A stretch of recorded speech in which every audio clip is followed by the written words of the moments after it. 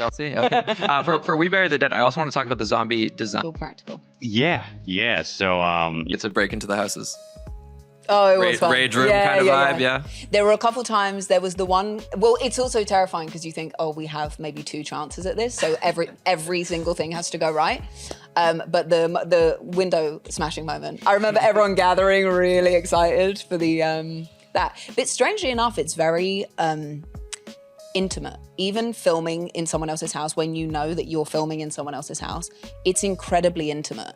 And by virtue of what Ava is she is part of the body retrieval unit. She is trying to find people who have been either killed or somewhere in between by this event. Of course, the story is very intimate, but actually doing that is very intimate. You're seeing people's, of course, there are the props, and then you see people's real images. You see their real family photos. So that also, and because we had filmed in so many different houses, that also added a sort of tangible reality to the film, which is that these are people, and to Mark's point, these are people who are searching for answers. They don't know what they're going to find, but every person looking for bodies is hoping that they're going to find someone they love, and they're either going to find them alive or they're going to find them as a zombie. And how do you process that journey, and how do you process the end of the journey?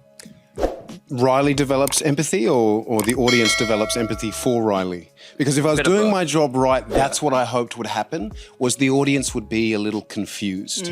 And you know, I'll wait to see what the audience response is. But I thought it was really important that it wasn't just, you know, here's this guy and he's the antagonist and he's the bad guy. And it's like, there's a really complicated sort of moral, psychological space that he's in.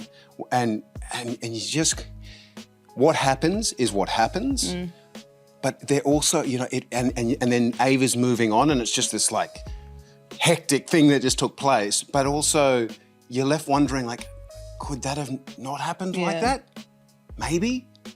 But you know, it's just where everyone's at that time. Yeah. And for Ava, I found the most scary thing about the sequence we did together is Riley's grief is very palpable, and the desperation of him finding the answers is also understandable to Ava. They're going about things differently, but nothing is more terrifying than not thinking someone is the full antagonist. Thinking, I actually understand what it is you're doing and why you're doing it, but the situation that's occurring is still terrifying. It's a very confusing moment.